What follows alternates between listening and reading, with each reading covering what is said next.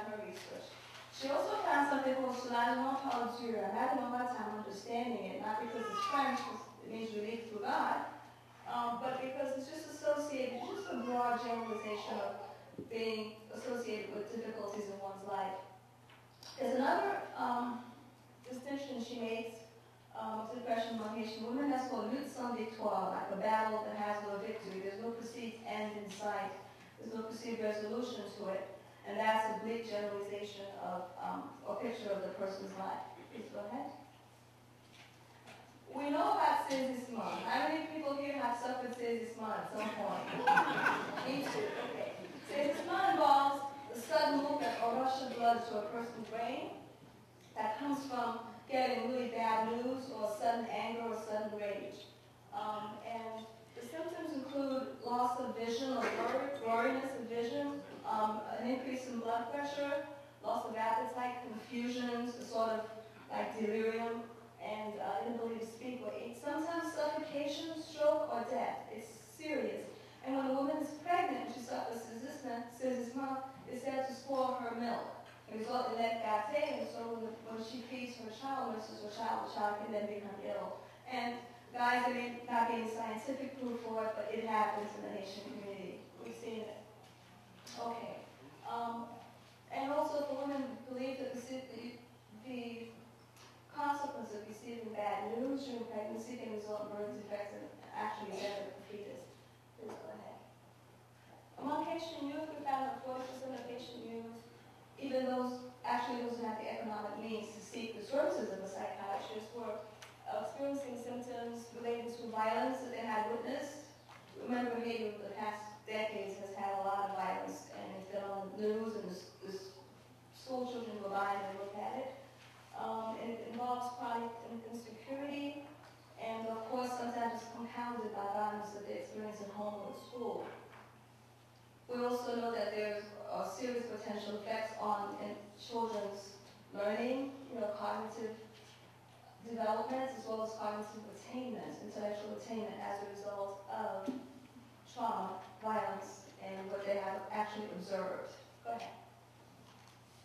From Luc Tournier out of Canada, the psychiatrist out of Canada, we find that 60 to 75% of patients are diagnosed with schizophrenia and are given psychotropic medications, and then people are surprised that they're not responding to them. Why? Because they're not really schizophrenic. It's because they're being misdiagnosed. We don't have enough information. From the APA DSM-4TR, the one Bible, diagnostic Bible that we have for diagnosing mental disorders, we find something called buffet de nuance. I ask patient psychiatrists and doctors, and what they do is they actually translate it for me into English, but we don't know anything about, I can't tell you if someone who's actually had it.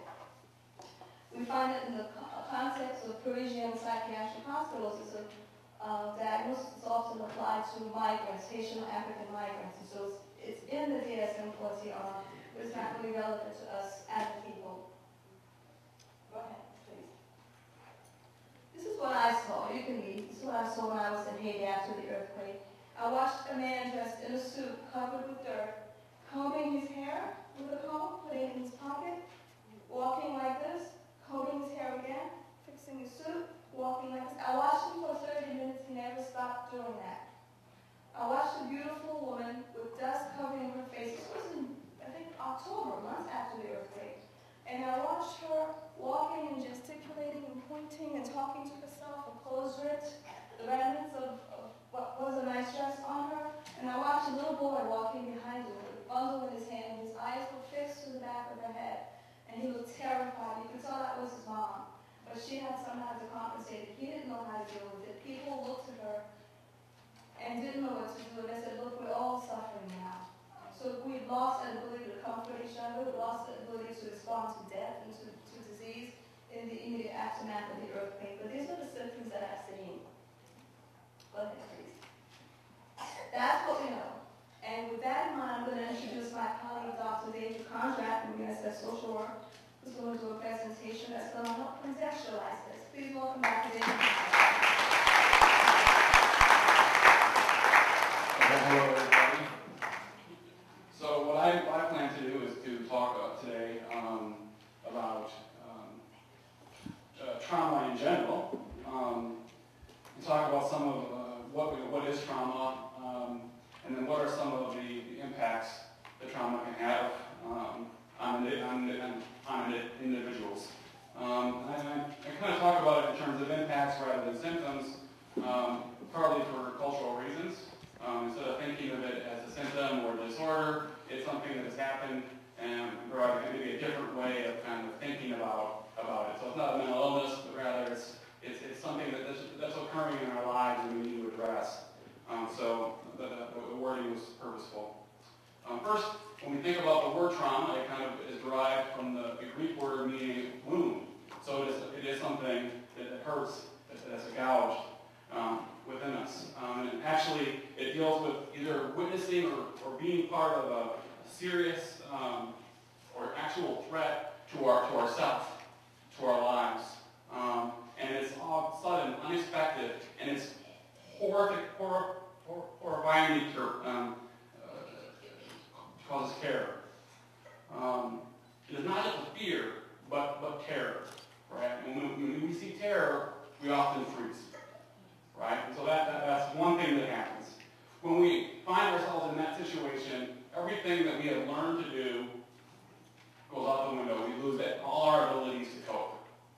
And so our coping mechanisms are taxed. Now, trauma is horrible when a person experiences it at one time, but as we know, with the history in Haiti, traumas occurred over a long period of time, multiple traumas. And so we have what may be called complex trauma, which is experiencing multiple traumas over time, which incidentally leads to a greater risk of having some of these impacts that we'll talk about. We know a lot, or we're starting to learn a lot about at least crisis or trauma and how our brain works. And I think that's important because it kind of reminds us that our body is really part of this process. And as such, what happens when we first witness something that may be a trauma, we get a little scared. And we get sensory information, whether it's something we see or if the ground's shaking, it's something we feel, and that goes to our brain. Our brain evaluates it and tells us whether or not it's something we should worry about. If indeed it is something we should worry about, well, if it's not something we should worry about, the brain says, okay, you're safe, and it doesn't engage in any other process. If it is something that we worry about, it sends out signals to our body that get our kind of fight or fright, or flight, or freeze mechanism, right? So we either want to fight if it's something that we're violent, or we want to run, or we just don't know what to do and we're confused and we stay. And as part of that is because hormones get released in our body that speed up our heart rate, that cause the heart to pound, that cause us to sweat, that cause us to shake, that cause us to lose some control. Our body also, we feel a sense of power, or of energy and strength, and that's a result of cortisone, which is a steroid that athletes will often have injected, right, illegally into their bodies. But our body releases it in mass quantities and enables people to do some pretty miraculous things. Lift heavy automobiles or pieces of fallen debris that they would not be able to lift normally. But once that ends, once the immediacy of the event ends, the body goes into rest mode, and it signals the brain to let serotonin.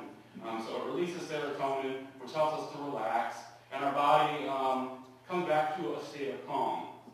Now, that state of calm may not last, and it's possible over the course of weeks, months, or even years for the impacts of trauma to resurface. And as they resurface, they may be little impact on our lives, just small things that happen, to something that is great and really interferes with our ability to live, our ability to have a social life, to have neighbors, and so, or to have relationships with neighbors, to work, and to be a parent, or a child to go to school.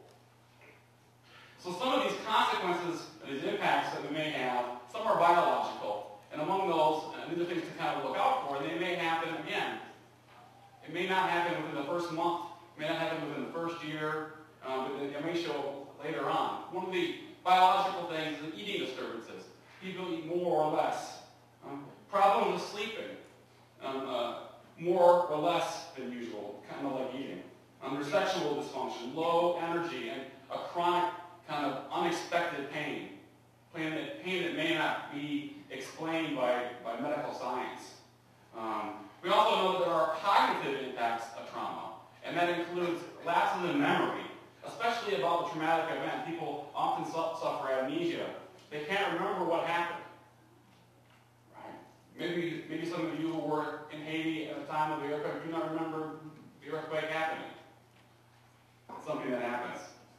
People find it difficulty to make decisions because their ability to think is influenced by intrusive thoughts, which also leads to a decreased ability to concentrate.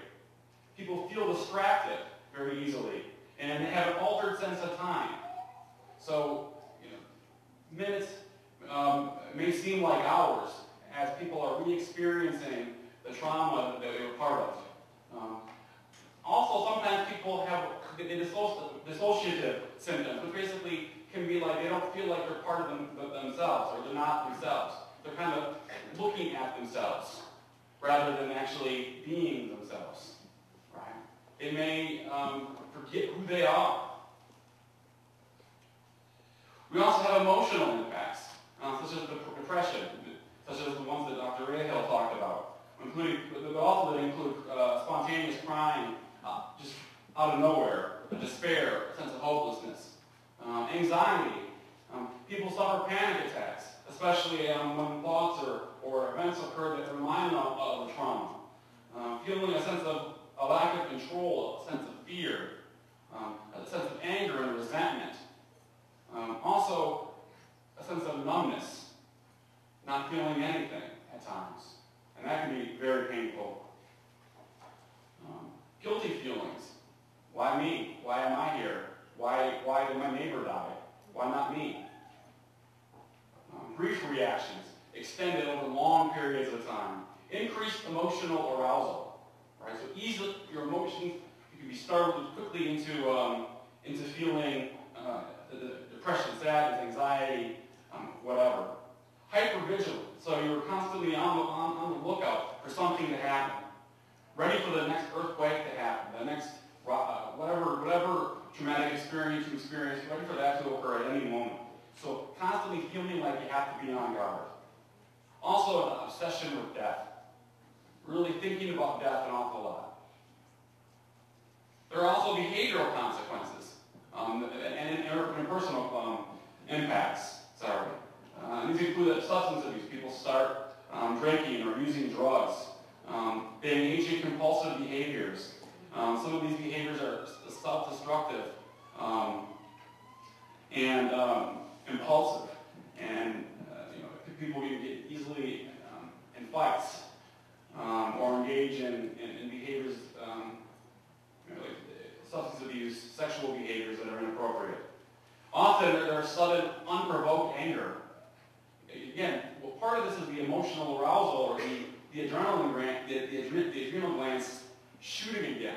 So that stuff we talked about earlier with the brain, right? It's kind of sending a signal, it's re-signaling us, and so that anger comes. We don't know what to do with it, so it's sent out as this anger or this kind of impulsive behavior.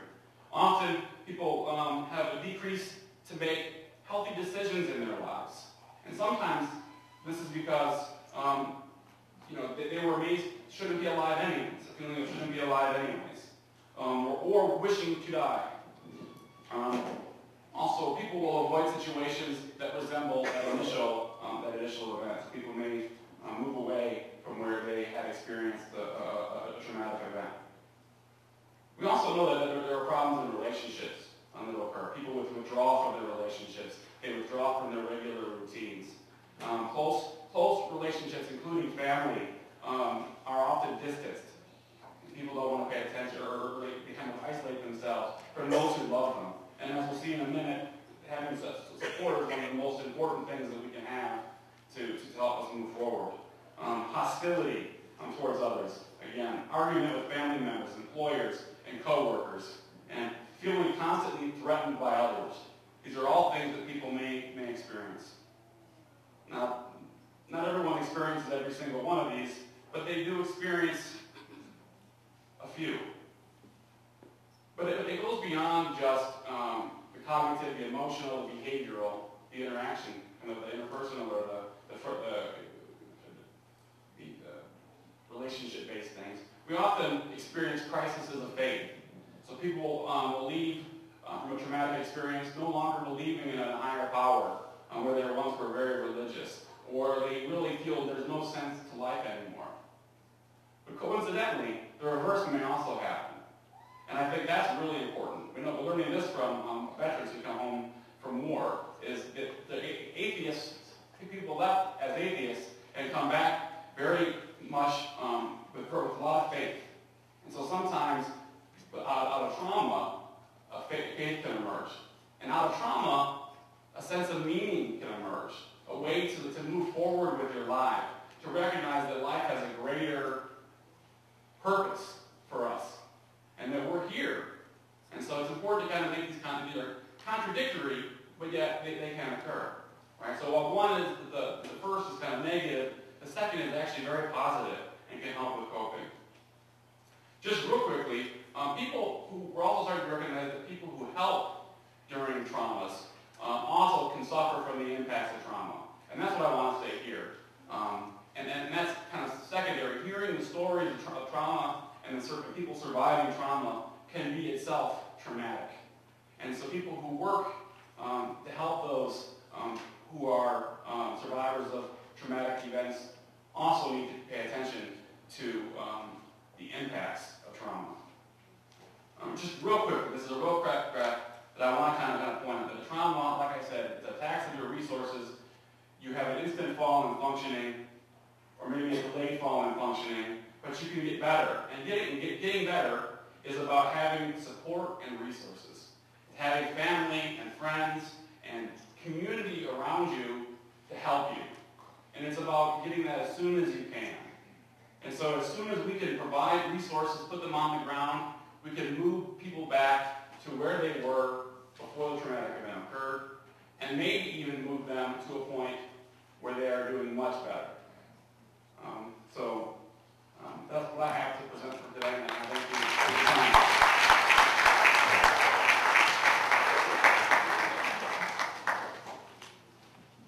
I'll be back after Ray. Thank you, Dr. Conrad. May I please have the panel of discussants come forward? Moderator Dr. Bill Rowe is going to be asking us some questions that we're going to discuss. Please welcome Dr. Rowe.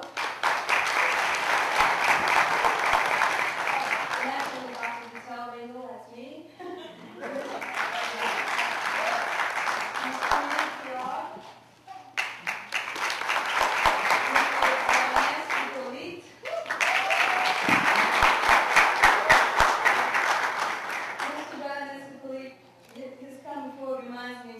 To welcome the Haitian members of the New Jerusalem Haitian Baptist Church, especially the youth, to be with us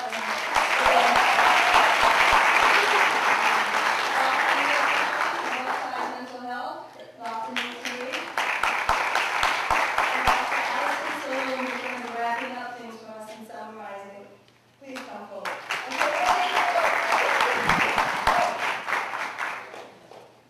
Thank you very much. Dr. Rahel, you can take a seat. Thank you. So also, bonsoir, bienvenue. It's good to see everybody here tonight. We have an extraordinary group that's joined us, not just community members, but graduate students from the School of Social Work and other programs as well.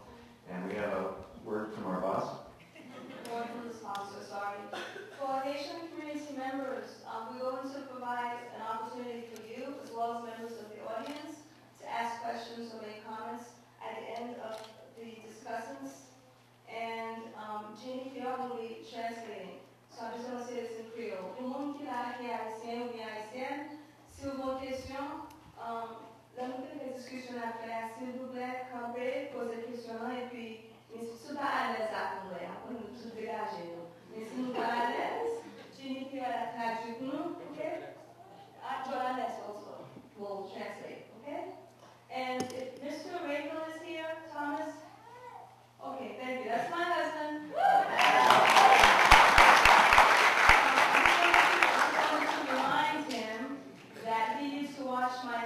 told me because he has to bring in this impression around 7:15.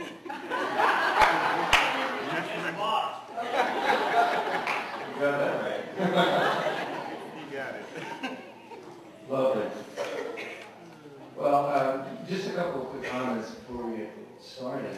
School social work has actually been involved with the Haitian community for some time. Annie Rivero led the way a few years ago when we had a group of 19 fellows who came from Haiti and spent 6 months with us under the Cooperative Association of States for Scholarship. And that all happened pre-earthquake, and we were stunned, of course, when the earthquake occurred, and we had all these connections back in Haiti. Thank God all of our fellows survived, but they also became significant resources during that period because of the learning that had occurred and what they were doing with all of the development issues that they had picked up and some of the support. So I thank Mandy for that in reference. In another event a few years ago, I've been working closely with a group in Indonesia, and we had another earthquake there on the south part of the island of Java, near a city called Yogyakarta. And coming out of that, we had very, very similar experiences, and I got involved in trying to help understand how street children dealt with the issues post-earthquake and post-disaster. And as is always the surprise, when you actually start to talk to people on the ground, we discovered that the street children who already had many, many survival skills were better off than a lot of other people post-earthquake. And so we learned so much from them that we've been able to utilize since in disaster preparation in other areas. Now, we have a wonderful, experienced panel here, and we would like to talk somewhat informally, but get a sense from... I apologize. Oh, are we missing somebody? I forgot Dr. Excellent. Please, Dr. Excellent has been very kind enough to come, and because I am currently tired, please, let's welcome Dr. Excellent. Very warm welcome.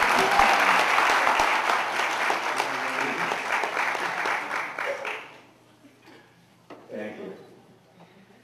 So what I'll do is just start off with a couple of questions, and I'll pass the mic along, and if people could kind of speak to the issues. The very first issue that we wanted to have you speak to, immediately following the earthquake, all of the attention goes to resources like medical care, food, water, shelter, immediate responses.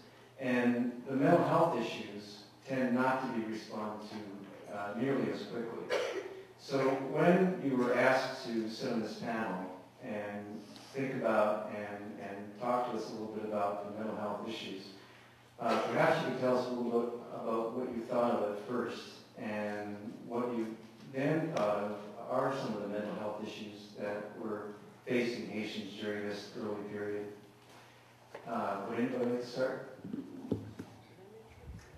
Oh, we translate first? No, pass it over to you, Dr. Exxon. Sa docteur m'a demandé comme ça que après earthquake là, on laisse aller fait à Haïti. Vous attendez moi? Ça on connaît pas les excusez-moi. Il dit comme ça que après earthquake là, laisse aller fait tout ressources de Haïti pour pas nous manger, pour pas nous l'eau, mais nous se connaît après ça qui ressources qui fait aller pour aider nous avec santé mentale. So c'est qui sont ça dans le It is unfortunate that the government of Haiti has not developed a network to target all of the Haitian physicians who have been trained in the United States of America as psychiatrists. As a matter of fact, when the earthquake occurred, my family members, and I'm sure they were affected, but from an emotional point of view, from a psychiatric point of view, I do not think that my help was requested. So first of all, it would have been very difficult for me to help, to leave work, because basically where I work, I'm the only professionals or with psychiatrists, working with social workers and psychologists and counselors, but it's not really difficult for me to live. But I think this is something that's lacking in Haiti. I remember when I trained in 1979, and psychiatry was, I wouldn't say non-existent, because basically we were taking care of psychotic patients. And even as a third-year resident, instead of being there to help, we were quite scared. Because most of the time people were in straight jackets, and those people were psychiatrists. And in terms of people being depressed or being anxious, I do not think that the system was there that developed to help the community. But it has been 32 years since I left Haiti. I'm sure that there has been some progress. Maybe why not Dr. Bonner can shed some light on this. It will be helpful on my part to go to Haiti to provide the type of care that they need.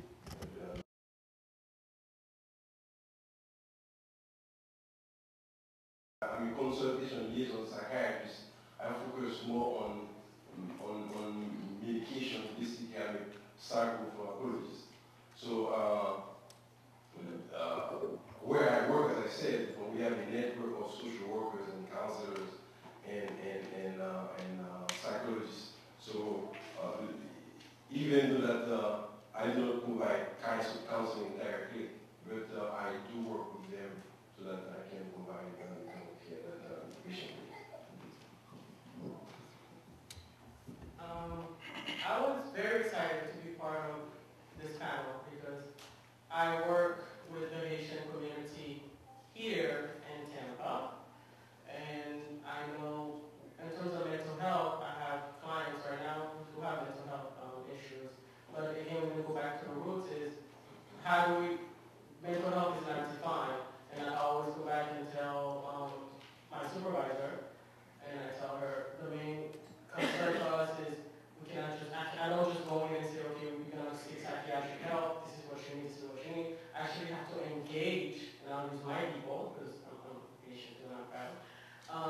I have to engage them and then explain to them, break it down in our terms what mental health is before we can actually then start treating. So the key thing for working with Haitians is a matter of trust. You know, even me as a Haitian descendant, I had to gain the trust of my clients who are also Haitian in order to provide them with services. So that's the key thing. In terms of the diaspora, I'm sorry, I'm going to go back and forth between Creole and English. In terms of the diaspora, c'est donc pour travailler avec nous, avec Haïtiens qui nous implémentent, c'est pour nous parler avec nous, pour nous parler des amis, pour nous parler ensemble. Pour les amis, c'est nous-mêmes, pour nos peuples haïtiens, là, c'est ouvrir que nous, même les autres professionnels qui travaillent avec nous, et là, ça n'a dit qu'il est. So, ça m'a dit comme ça que pour les gens qui travaillent avec nous, on n'a pas forcé nous de faire aller trop vite, de travailler avec nous, c'est que vous entendez. So, c'est moi qui d'accord répondre, c'est de bien parler, parce que je vais présenter le peuple haïtien.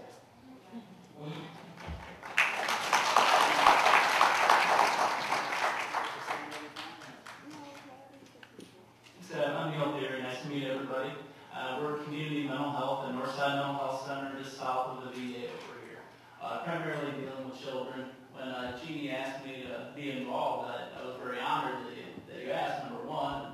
And then number two, and got a little bit nervous that I started checking out stuff online and got even more nervous because, like you said, the amount of literature is kind of low on some of the mental health issues in the Haitian community. It makes it a little bit challenging, but also helpful to have people like Jeannie, and I also work at Mental Health Care Incorporated, which is also in Tampa. It's helpful to have some people of Haitian descent on the staff because they can, number one, build up the trust, as Jeannie had mentioned. They can also speak the language, which also helps. And number three would be to figure out what's a culturally bound syndrome versus actually a mental illness. And frequently I have to ask the family or ask Jeannie or someone and say, hey, is this something in the culture that I'm missing or don't know about, or are we dealing with something that's psychiatric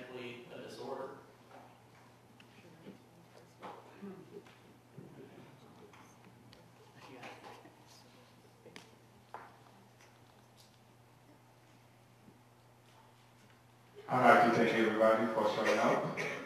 I was very impressed when Dr. Wahir approached me to be part of this panel. First of all, I'd like to say that I don't have a deep background in mental health issues, but working in the community, I feel like I can contribute to the panel. And I even I would say kind of panic when I come here. I seen that I'm between a bunch of doctors and people who have backgrounds in this field. So, but truthfully, if I can go back to the question was asking us to kind of, elaborate on, I'd like to thank the world community during that earthquake for showing up so quick to picking up this slack for us. So I'd like to give you guys a round of applause. So thank you so much for helping the country. If I can go back to the question that was asked to the panel to elaborate on, I would say after the earthquake, the world community was so quick to get out, to get the help to the Haitians who needed it.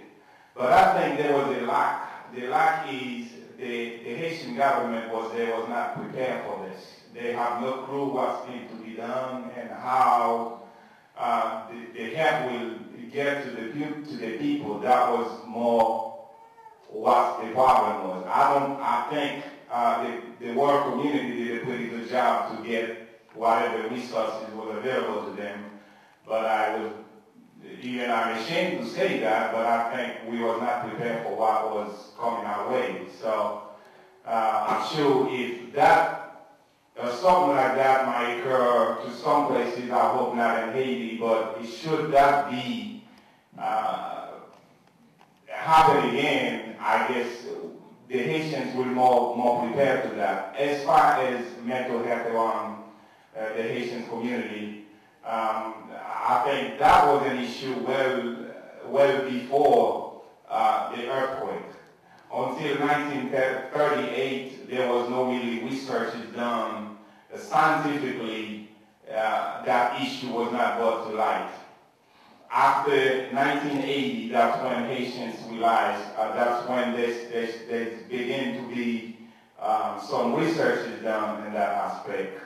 And there is some scientists who really write on this, and the more I research when I post to be part of the panel, that's the more I'm confused. So I wonder if I have some issue as well. So.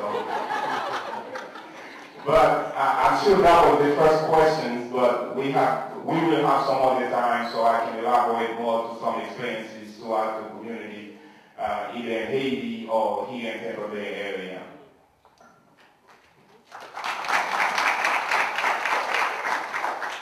I'll just stand so you can see me, because I think I'm the smallest member of the panel here. How did I feel about being on this panel? How do I feel? I feel really excited. I feel hopeful. I think those of us who speak Creole can feel free to go back and forth with Creole to English. Not everything has to be interpreted. Mais, modernité communautaire, pour faire heureuse, on a fait parce que nous là, parce que c'est une discussion pour nous faire pour toute famille, okay? Haitians are not.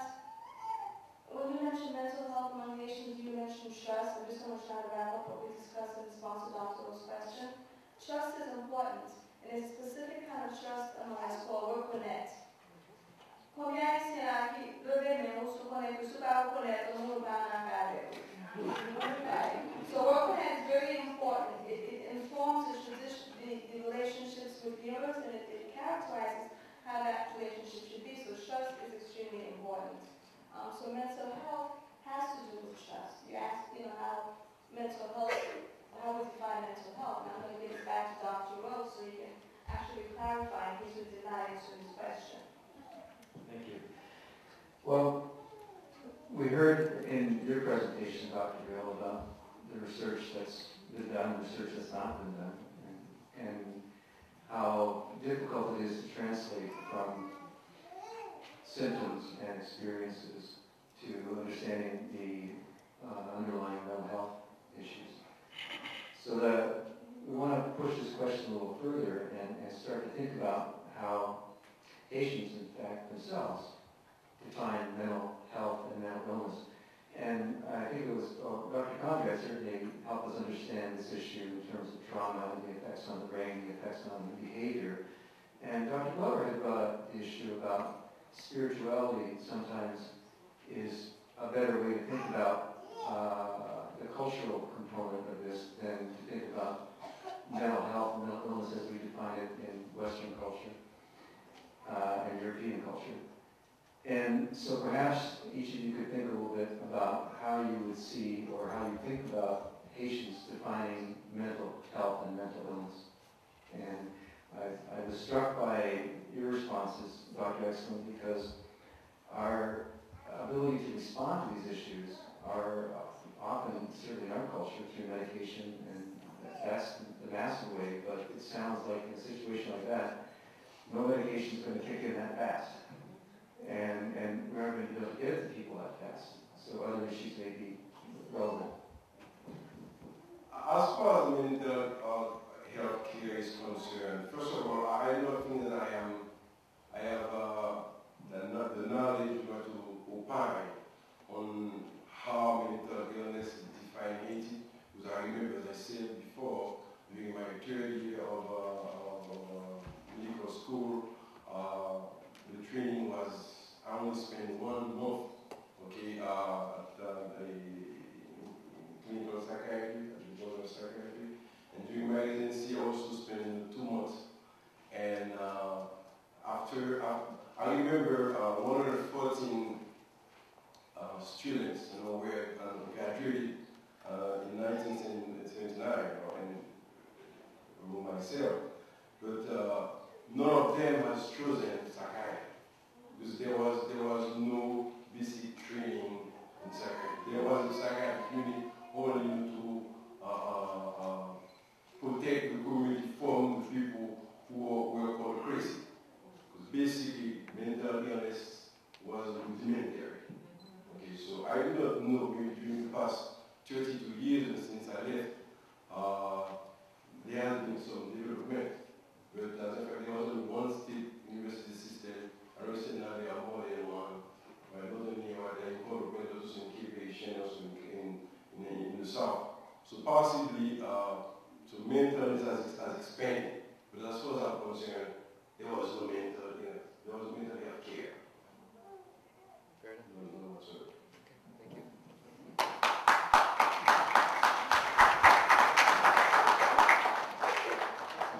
Working with the Haitian community, this is how my clients tell me about their mental health. So I'll give you a specific example. They say, I'm depressed, but that doesn't necessarily mean they're depressed the way we know it from the DSM-4. It just means that I'm depressed, I'm discouraged with life. So if you don't know that, then we're going to treat them for westernized depression. Another way that we say it is tout comme a fait mal, which are my aunts and family will tell me that when I speak to them in Haiti, they will say, tout comme a fait mal, which my whole body is aching. That's actually the reference. They just lie around and don't do anything. Another way that we deal with depression, and we deal with mental health is we will say, we use the terms like, oh, as I'm engaging them and asking them a question, they will say, oh, Jeannie, ça c'est maladie, Satan. So when you're reading that, it's like saying that Satan is doing this to me, so I believe in God, God will take care of it. So again, that's where we come back to engaging and building that trust, and I can go ahead with doing a lot of psychoeducation and educating, and then we can go ahead and get that. Samedi-là, moi, c'est comme ça que je ne parle de problèmes mentaux, avec la cour, la caille, nous allons dire problèmes mentaux, nous allons dire dépression. Peut-être moi faire mal, comment faire mal, va sentir bien aujourd'hui, va camper, ou bien ça c'est maladie, pour tout ce maladie, c'est bon Dieu qui pense à faire avec ça. So, il faut ça me parler avec la mon Dieu, qui j'en ai ouais, maintenant.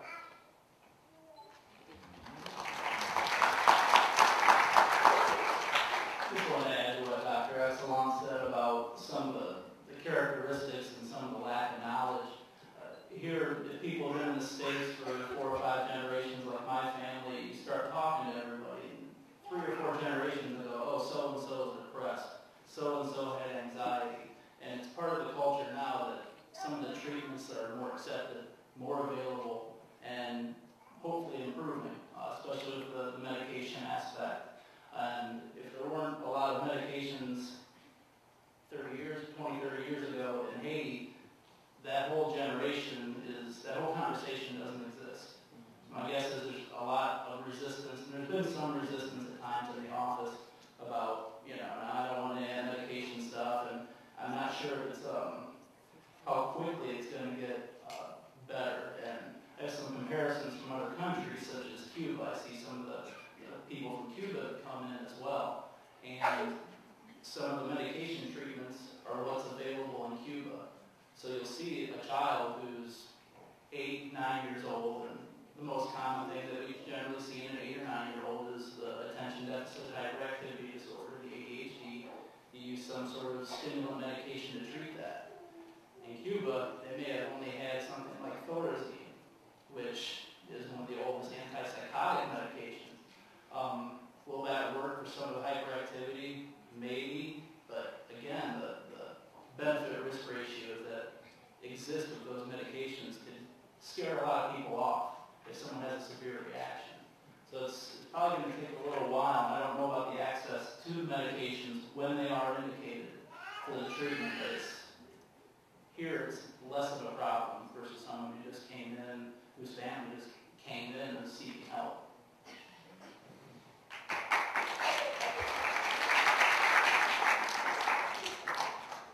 If you ask me how mental health is defined in Haiti, it's defined different than the other part of the country. In Haiti, when somebody has mental issues, they call it fool, as the counselor just mentioned. And when they said somebody's fool, that means you're crazy. You kind of away from society. You're not really the way you should be in the society. They don't treat you as you and I. When you're fool, that means you're crazy. That means you can act any kind of way at any time. Your behavior can change. The way you talk can change. The way you little things make you, so irritated. And you can go on whack, you can do any kind of thing. Your behavior change. So before any kind of study was done, when they said somebody's fool, it's not a nice thing to say to people. So Haitians don't take that too kindly. So that's the reason it's important. Especially here in the United States, mental health, you can't approach Haitian problems as American problems. Different culture, different background.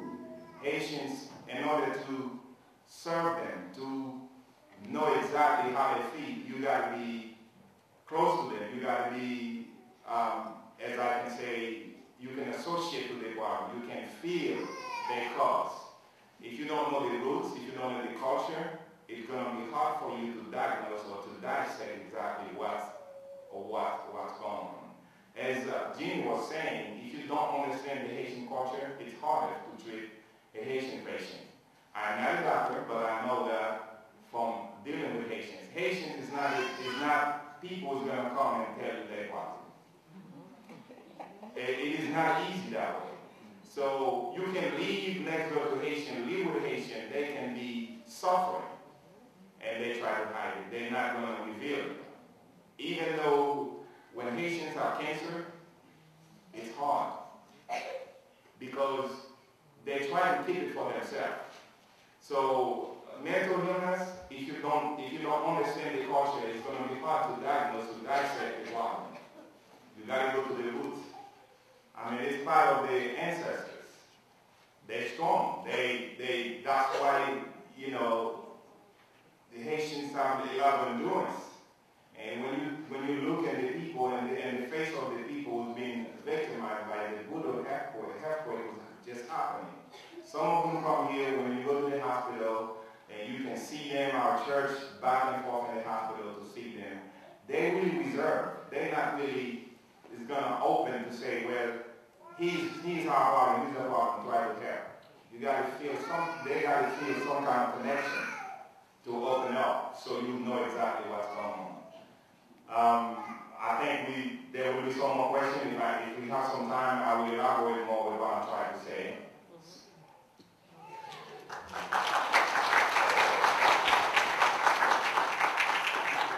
I think the way to begin to understand how Haitians define mental health, we have to understand how they define health.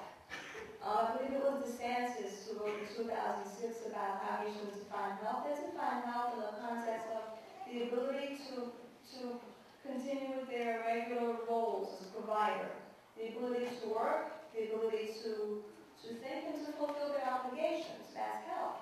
So mental health would be under that. The ability to be at such peace, hopefully, in your mind that you can actually do those. The issue with mental health in Haitians, one of the issues is that we have a strong socialization process that is based on proverbs. I say, Yes. one of them says, "La sal se no conmigo la visa." Yes. Dirty laundry is washed only in public.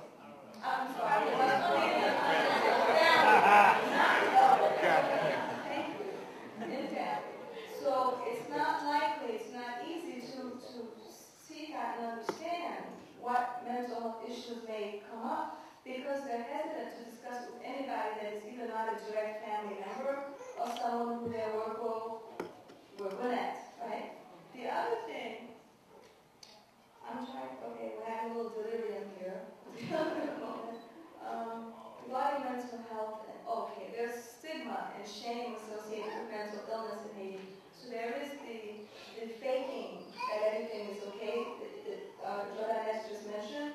People will not easily disclose because there is no real continuum of health, not so good health, mental illness, certifiable as hospitalized someone. There's either you're mentally healthy or you're a person who's out in the street throwing rocks. And throwing rocks, boy, your washes, he said, is like the hallmark of a crazy person. So if I'm joking with a Haitian friend, I may say to Jeannie, ufu, you're ufo, which is female. She might say, what, do you see me throwing rocks? Because there is no continuum. It's either you're healthy or you need to be hospitalized and strapped down, as Dr. Excel noted before, with a straight jacket. So because of the shame, the stigma, the trust issues and so on, it's very difficult to determine health and mental health. Thank you, Dr. I think you've given us a good perspective on each panelist. Perhaps we could talk a little bit about the protective factors that may be inherent anywhere. More and more, we've learned that emotional intelligence is also related to mental health. The ability to perceive and manage emotions, to be able to predict, the ability to be able to negotiate your way through some of those life challenges, whether they be developmental or whether they be, current trauma, etc. And so you've talked nicely about how the culture factors in, how the history factors in, but could you talk a little bit about emotional intelligence and the Haitian population and what you see as their experience and what some of the protective factors might be? Dr. Exel? I can give you an example. For example, one of my brothers was attacked and I tried to reach him and he didn't answer the phone. But maybe 2 or 3 weeks later, I called back and I said, what happened? I called you, I left you missing, you never talked to me. He said, I didn't want to talk about that. So this is based upon culture. People do not talk about their inner feelings. I do not remember any time hearing from my folks that they told me that they love me. This is not something which is said. So when I came to this country, so there was a process of acculturation, therefore I have to learn how to feel and so that I can express myself. So if based upon the Asian perspective, talking about your inner feelings is being weak. So as a mental health professional, it is very hard to, based upon, for example, especially in the United States of America, the way that mental health is delivered, you have a managed care, so you only have half an hour to do psychiatric assessment, sometimes 45 minutes, and then 15 minutes checkup. So I have treated 2 Haitians in the past 15 years. I work as a community mental health professional in St. Petersburg, Florida. But those 2 patients were forced to see me because they were investigated by the Department of Children and Family Services. And reluctantly, the ladies came to share their problem with me. As a matter of fact, both of them suffer from schizophrenia. But the reason that they were investigated because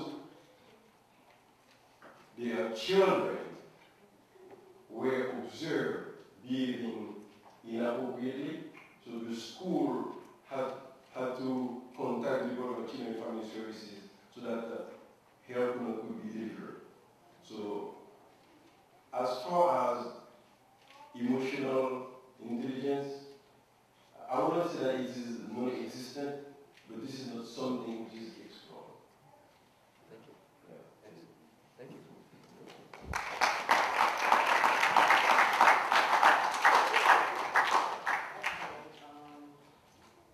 The question is about emotional intelligence and what I would say is in our families,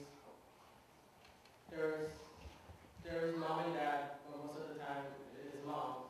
Mom, it's too bad I don't. It's one of my moms, it's too bad I don't. You know what I'm saying? Mom is that healer. So when something's happening in our families, whether it be mental health or health, physical health, or anything else, and in terms of the kids, I'll use myself. I was told, 16 years, so it's called out, basically, you're a child, stay away from the affairs of adults, and let adults to discuss this.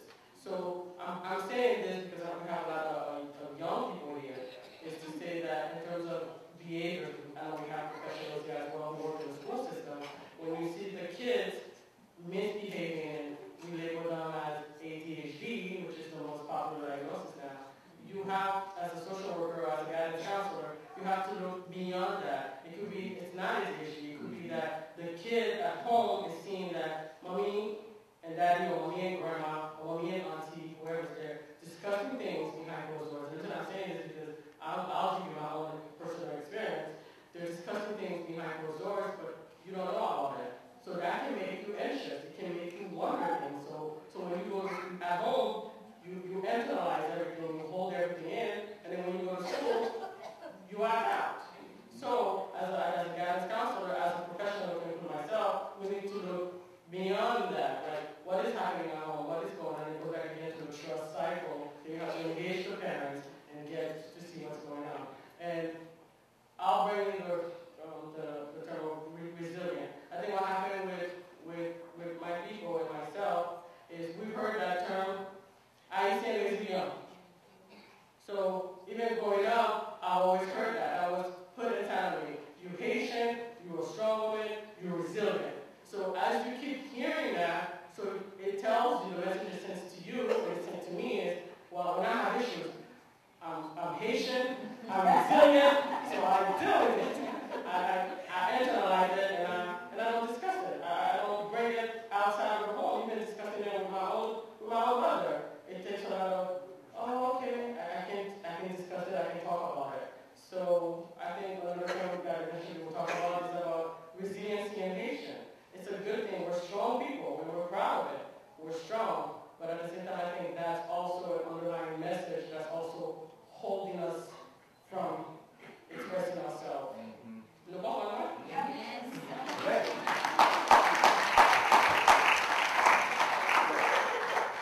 In addition to what Jeannie was just talking about, a lot of the times we talk about how do we deal with certain things, how do we cope with certain situations, and primarily, a 4-year-old, for example, is angry about something. They're going to throw a temper tantrum. They're going to get physical. They're probably going to try to hit someone or do whatever until they learn otherwise.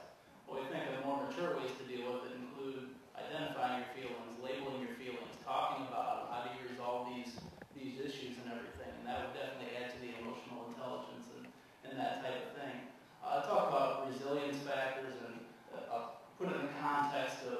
trauma and everything. I haven't heard a ton of literature, and you can probably fill me in on this later, about the earthquake and what happened, and if people, for example, were closer to the epicenter of the earthquake and very close to a lot of the damage and everything, and how did they fare versus people that were miles away and maybe heard about it or a couple of miles away. I'm not sure if that's been studied as extensively as some of the other traumas that have happened here. There's been a lot of study, for example, on the Columbine shootings years ago in around Denver area where the kids opened fire. And they actually were able to pinpoint who had worse trauma, who was closer to the event. But it made it very difficult from what I'm hearing tonight. It's one of those things because people aren't going to talk about these problems. It's going to be very difficult to study that. That's definitely one way we can get information, try to figure out exactly what's going on, and then institute the services that we think in Western medicine help out the most.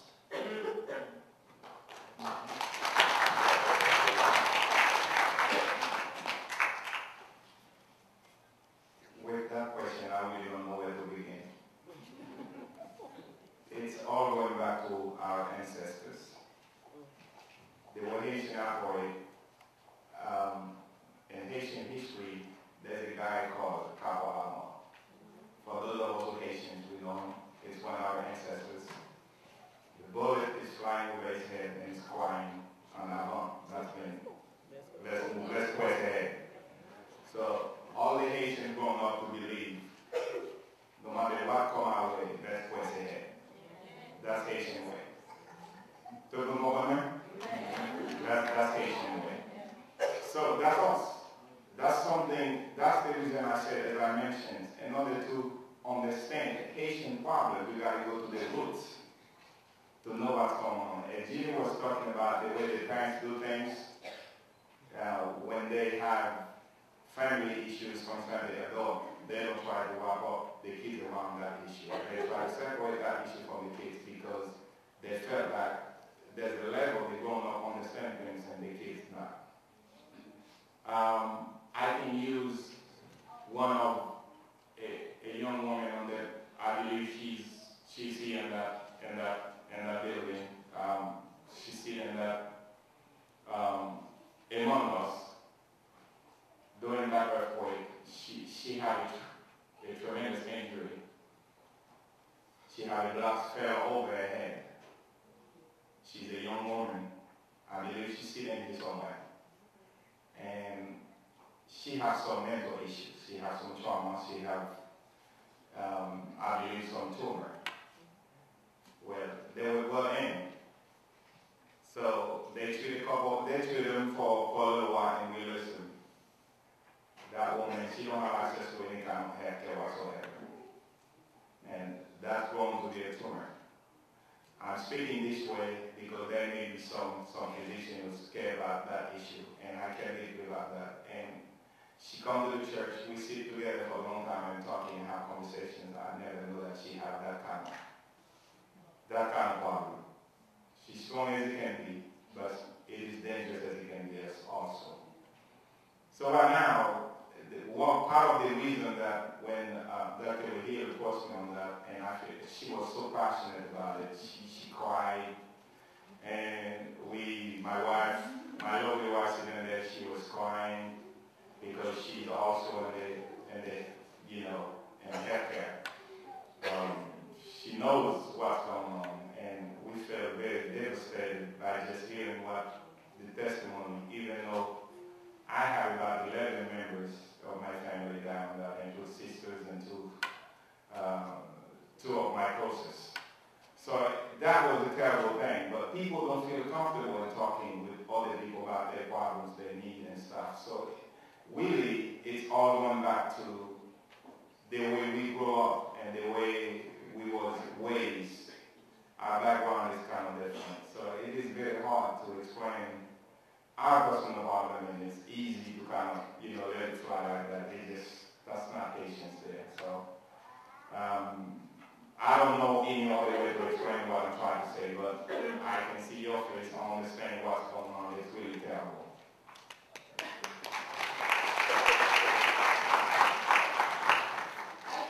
I want to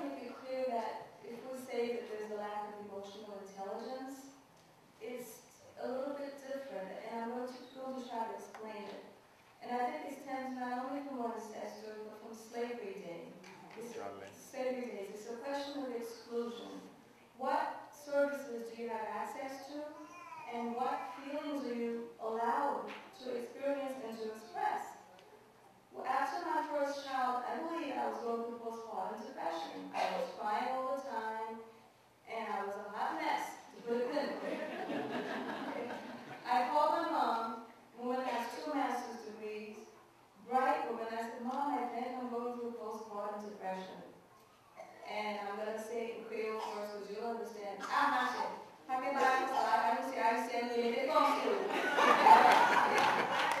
So how do you relate? Okay? She says, oh, come on, girl. You're a Haitian. There's no such thing with us. Make it come to means put the woman on you, toughen up a little bit. Does that, okay, so I did that. Yes. But see, there's a difference when we talk about resilience, I bring that. Resilience is not resilience. Because if you have a cork cord, you keep pushing pins into it and pushing pins into it, once you remove that cork cord, the hole still remains. It doesn't mean that you no longer hurt, that you're not suffering symptoms. It just means that you've been told you have the right to feel a certain way. It's not that we're not emotionally intelligent in the sense that we can't recognize symptoms of pain and hurt and trauma. It's that when we recognize them, we're trained to say, hey, there I go. Come on. Let's They say, yell on your body, yell on your mind, let's go on. And so then you see the symptomology start to show up, the loss of appetite, the problems within the family. So emotional intelligence, there is emotional intelligence. It's just defined in a different way. We don't have access, we don't have the framework for saying, here are some interventions, here's what you do when you're depressed. And so the outcome is the same thing that a master in slave days would do, beat you, beat the horse, or the mule to keep going. So I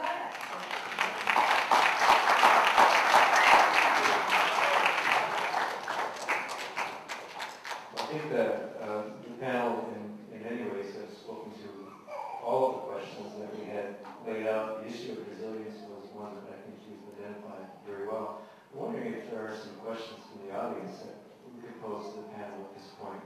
Please. We have a microphone back there. I guess I'll bring it back.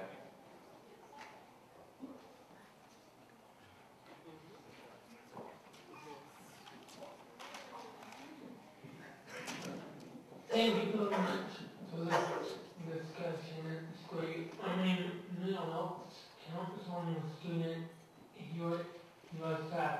And I know you say that, and I answered earlier down that Haitian community, the Haitian culture has difficulty talking about their problems, their issues, and I was wondering from a cultural perspective and someone that is a health counselor that does orientation with the population, how might I remember perspective help the population address those issues? Thank you, yeah. Oh, you have a microphone? No, I'll bring this one.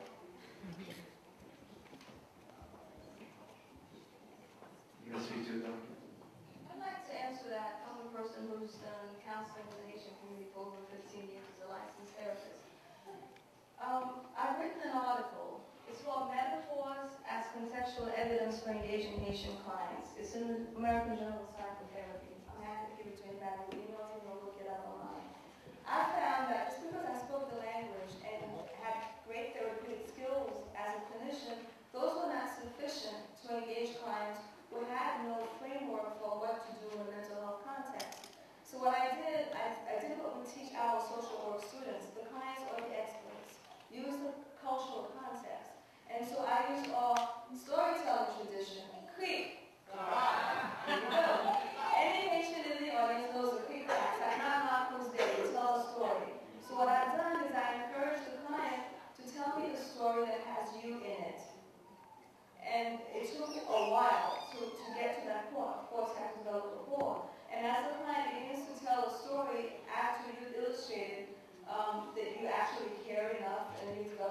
patient-client relationship, then it's a way for them, it's a vehicle for them to express their problems. So I encourage you guys to encourage, especially the next generation Haitians, to know about the storytelling tradition, because that's what we use to socialize our children. Every story has a moral and it has some values that we can transmit. So let's use the strengths and the skills of the clients as a tool that we can use to engage them. And briefly, in respect to resilience, raising aid that we're talking about Haitians is resignation. Resignation is not as proactive and forward movement as resilience. Resignation means I'm passive, I resign myself, oh well, this is how life is, and remain remains. Thank you. Anyone else want to speak to that question? No. There is a French term, so maybe somebody can help me translate that in English. Le moi est haïssable. In Haiti, talking about yourself is being selfish. So this is what we are being taught from the time that we were born. So by the time that we are ready to express ourselves, we cannot do it. So I'm so glad that I trained in orthopedic surgery in Haiti. I was an orthopedic surgeon. But when I came to this country, it was very hard for me to get into that field. So I can say that fortunately, psychiatry accepted me. So I am so glad that I can reach within myself to express myself, to connect with people. But this is not something which is encouraged in the Haitian culture. Because you don't talk about yourself, because if you do, you're selfish. So this is, I know that the pastors have a lot of influence on people living in the community. So that would be a task for them to tackle. Because otherwise, it's not going to occur. So maybe somebody, because I have seen patients coming to my office and the DSM for TR, you go through a list of symptoms, so quickly you can figure out exactly what diagnosis to give to somebody. In terms of counseling, so it takes time. So I do not think that somebody can be successful. So this is the role of the people who are supporting the community to teach them to express themselves. Talking about themselves is something which is noble. Because I remember in Haiti, it would be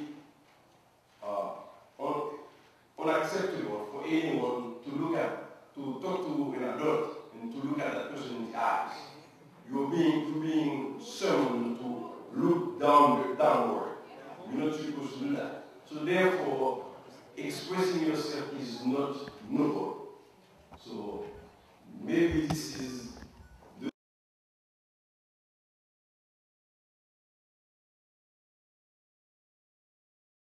who are being in contact with to help them express themselves forward.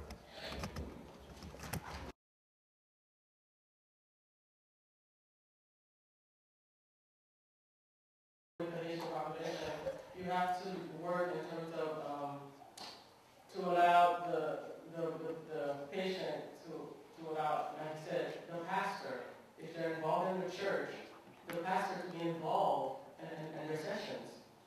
I mean, if you put that block and say, and start questioning why the pastor, but you didn't involve your husband, because like you said, the pastors have lots of influence over the people. Sometimes it takes, again, working with a patient family, I have to go and speak with the pastor, of course, get a piece of information, to go speak with the pastor and say, this is what I'm trying to do with so-and-so, and this is how I need your assistance with this. And sometimes we have to educate the pastor on mental health and other stuff. And then once I bind the pastor, to use the proper word, then everything starts flowing. It's the religious leaders too, regardless of the pastors, priests, whoever they believe is their religious leader. Sometimes it could be the pastor, it could be the mother, because they look up to the mother. So, yes, thank you for that.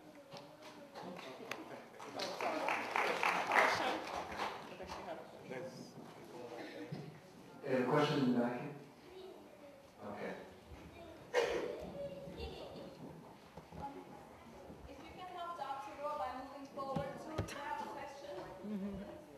actually need the exercise. I'm good. Okay, my name is Natalie. I'm actually a mental health therapist and also a Haitian, born in Haiti, raised in Orlando. And I'm listening to the panel discuss the issues that's going on in the community. And it's also been the same issues that was pondering for a long time when I was in grad school. And I'm also doing the master's in public health here at USF. And one of the reasons why I wanted to get in public health was to basically deal with that same issue. Besides adolescents, also the Haitian community that's coming over that's not having the proper, assessment done once they come, because they deal with a lot of transition issues. There's a lot of domestic violence that happens. But the one thing that used to always bother me is that I could always come up with the barriers, but the solutions was never present. And what the one issue that I have is that if you look at the history of any minority group, it could be Hispanic, it could be Asian or whatever, there's always similarities. We have similarities with blacks, so that's why, African Americans, that's why we always get, put together with them. However, the difference I've noticed is that the Hispanic groups were able to come up with different ways to deal with those barriers. Where with us, we still dealing with barriers but no solution. And I think that's where we need to change the conversation, is that we already know the barriers. There are ways to dealing with barriers, because I've had Haitian families as clients, because my job is to work with families that receive abuse reports. And instead of removing their children, the investigators will place us in the home to do in-home services. So when you work with those families, you go through the process, especially if they look at me, oh, you're a kid, what do you know? Don't know nothing. So you go through that process of letting them, vet and understand that you're not here to judge, you're here to try to assist. But I come to also understand that if I take the time to really educate them about what they are going through and what they're experiencing with their kids and with themselves, they do have the possibility of opening up to you, no issues. But I think we also need to be careful of when we do these kind of forums and we explain our culture to people that don't know us, for them to put their own barriers, to say, you know what, I'm not going to work that population, it's too much drama, trying to get to the roots of stuff and understanding their culture is too much. We need to open that more to say, listen, this is an issue, but don't let that be a barrier.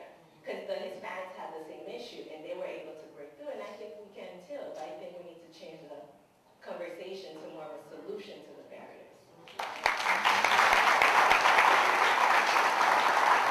Thank you.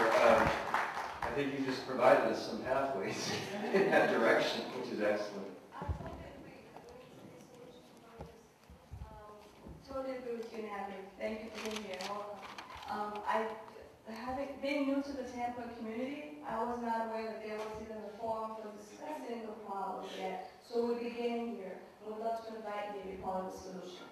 Okay? Because this is why we're here. It has to be a starting point. Yes. I think we have time for one more question.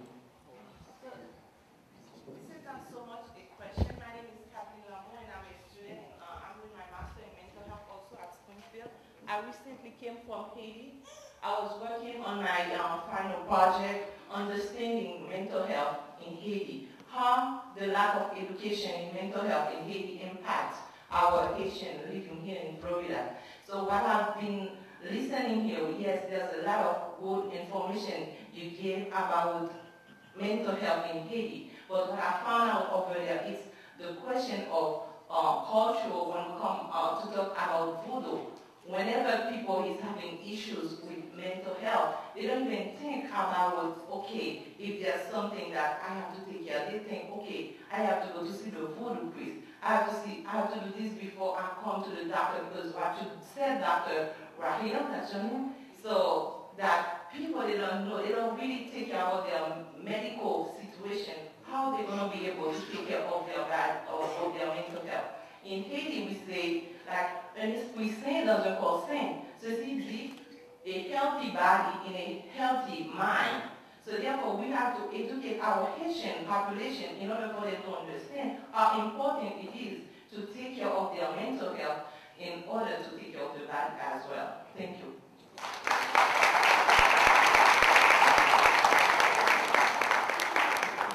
Very well said. Certainly. If I may, thank you so much for those two young women who just spoken. I would say that you speak for me. And I think with everything, we come here today just to shine the light in a lot of problems. But what next? We got to have the next stage. Next phase, I don't know what it is yet, but it's for us as the panelists and you. And here as Haitians, we have to come together. What they said in Haiti is, as we united, we are a force. We are the power. So that's when we can do something. It's when you join, you and everybody else in here, we come together as a group. That's when we're effective. What happened? We're talking a lot about Haiti. How about us in Denmark? We have a lot of those problems spilled over. As Haitians in this community, we have the same problem that we're talking about. I didn't catch that young lady's name. What she said was so true because it's lack of information. Until 1938, Haitians don't even know that mental health problem. There was no research done. Until after 1980, that's when they started going through this. And the whole world is kind of filled in after January 12th, after the earthquake. So now we start pinpoint the problems. Now we have to come with solutions. Otherwise, what we do here is nothing. I think Jeannie wants to elaborate more on that, but I'm sure I have some other things to say on that, but I'll be quick. Natalie, I'm glad you said that, because I work in the field also. I also think Joanna said that Haitians and families work together, but I think we should also, and I will do it, acknowledge the professionals who are not patients, who are, and I'll use the Center for Kids and Families, because I work with them and they work with Haitian families. The Haitians who don't have insurance go to the Center for Kids and Families. And what I like about them is because they don't just receive them and say, oh, just do this, do this. They look at it from a cultural perspective, from a strength base. So I think we should acknowledge the professors, the professionals who are not Haitian descent, who are working at this, who are, I call it using a mantle, I say mantle in English, a hammer, to chip away at, okay, how can we better assist the Haitian community? How can we better assist Haitian families when they come and receive services? And so when we pull out of the home and they can be on their feet and they can keep going. So we should also acknowledge that.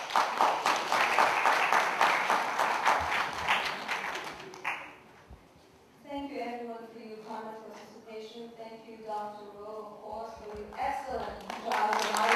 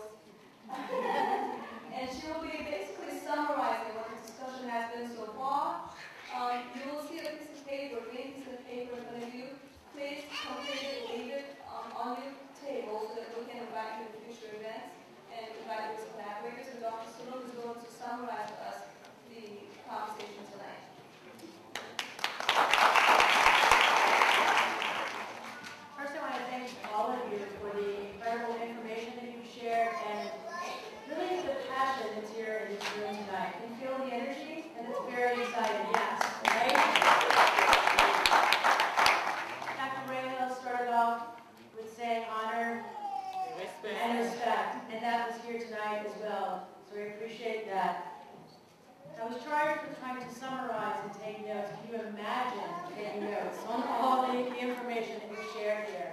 But I will give a quick summary, try to at least, some thoughts to think about as we leave out this evening.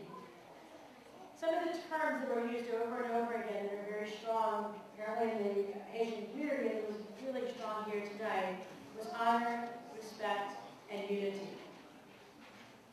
We started off the evening talking about the mental health problems that really kind of challenged about what is mental health among Haitian people here in the United States as well as in Haiti.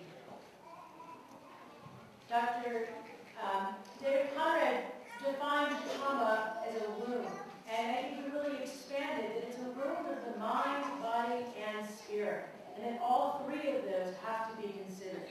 Not just the mind, not just medication, the whole person, and how important that is when working with people from Haiti or here in the United States from Haiti. Trust was also another very important factor when we talk about mental health. Trust, honor, respect, community, mind, body, spirit, culture, understanding the roots, knowing and feeling that connection with the person. All important as we begin to think about culturally relevant ways and interventions of working with people who have had the wound of the mind, body, and spirit. We talked some about resilience, and we heard, I'm Haitian, I'm resilient, I'll deal with it myself. We heard many phrases that are used constantly that start to describe how to act and behave. In those comments and phrases, we also heard strength. But I wanted to leave you with thinking about perhaps a different way of thinking about mental health and resilience. We all thought it, we were thinking and saying we need to move the conversation to solutions. And before we do that, we need to have the conversation I think we had here tonight. It's both, it's and or. And we're excited about moving forward with doing that. Dr. Froma Walsh talks about resilience. And I think what's really important when we talk about resilience, it's the ability to struggle well. So that there's both acknowledging the pain, the suffering, the shame, the wound, but also that we can struggle well. Not only are we struggling well, but we're also able to go on and live and love fully. There's this concept, we've talked tonight about psychological trauma. There's this concept called philosophical trauma. Philosophical trauma is the wound of meaninglessness in life. So I think when we're working with people to help them reconnect, to find meaning in their lives, to find those that they can love again, that they can love themselves, and that they can struggle well. Dr. Reno will take some time to thank all of you for coming tonight. I want to end, though, with Dr. Glover stated, our Vice Provost, is saying that really the charge is how do we collectively join together to move forward to help people in Haiti and also right here in the Tampa Bay, Orlando area. So I hope that, I know we'll talk, I don't know if we said, but in your, there's a Marine form we'll ask that you please fill that out. Dr. Rayo will help keep us all together, but it's a way to stay connected. So please make sure that you do fill this out as well. Thank you.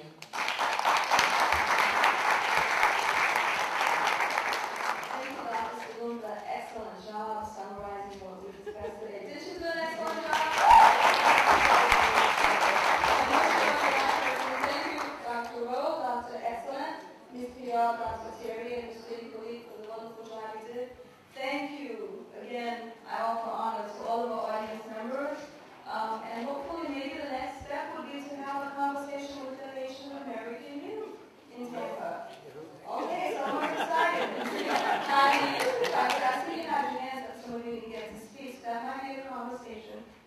actually come to you.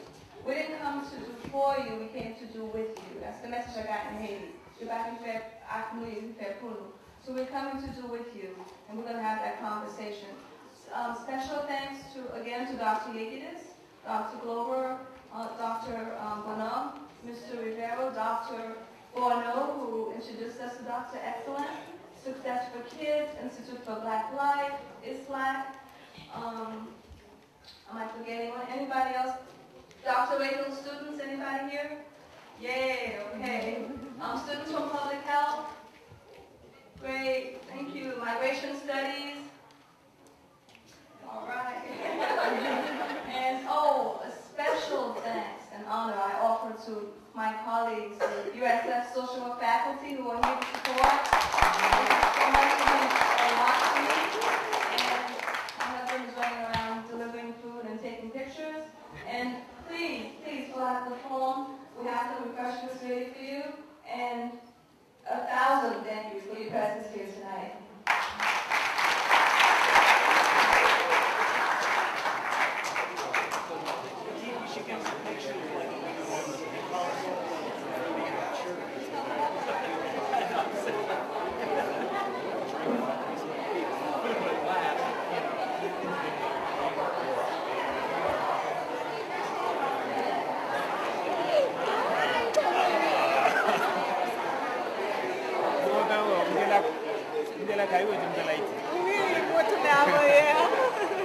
C'est Dieu donné, non, Baptiste.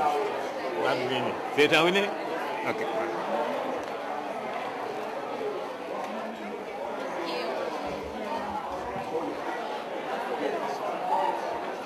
I'm like, where did she go?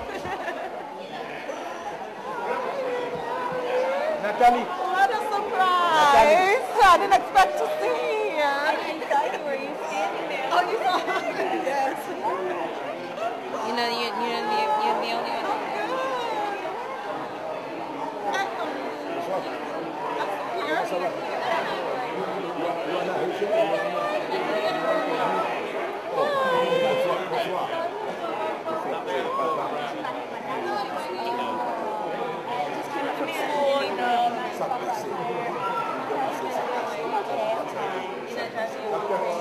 No.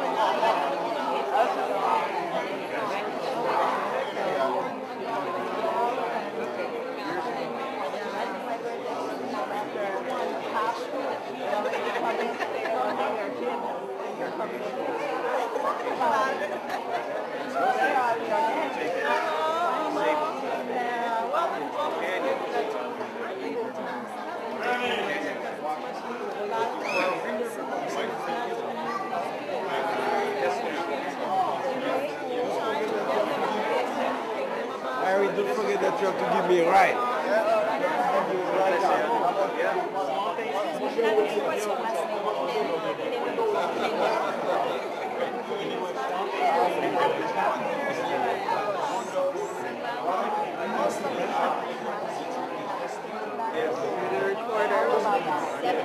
You're the recorder, I see. I am the reporter, the photographer,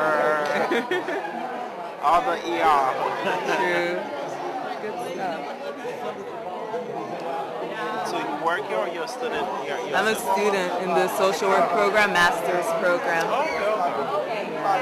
What about you? You just come when Dr. Rejo does? Well, what the thing is, because I used to work for the media center at USF, and actually I did a couple of videos also with the social work department in terms of, I guess when a grandparent is really taking over, the child being pretty much the parent. So actually we did a whole video about that and to sit to the stage as a way. So and then I have Vision TV. Let me give you a part. Sure. So I do a lot of community. Vision TV. Yeah. So I do a lot of community events. So it's really, I guess my format is more Caribbean. Of course I do a lot of Haitian, but because there's nothing sort of like, whether it's Haitian or Caribbean, so I try to open it up, Caribbean in a way. That's cool. Yeah. I think you were you here last semester for the other presentations you did? Oh, you saw me? Yeah. You look familiar. I was because for me, those things are so important in terms of development of a community. Yeah. It's like wherever there's, I'm like, all right, I'm there. So then is this going to be available online for whoever wants it? Actually, I've been streaming this on the website. Oh, live. Okay. Yeah. That's good. Yeah. So I'm streaming, and then people also, I think a couple of people, I think they were like in West Palm, put in a video on it, so I'll make video videos for that Friday also. Yeah, that's good. It would be something good for people to see. Exactly, because I'm looking at this, like, really, if I didn't record this, no one would know. Yeah, because the audience is a lot of students, it seemed like, and not even as many Haitians as I expected to be here. So, yeah. That was part of my yeah. Because I'm like, I'm glancing and to really see, I'm like, where are they? And this is the second time, because at the other presentation I was at, it was the same way, like majority of it was her class, her students. So I think she's having maybe a difficulty marketing.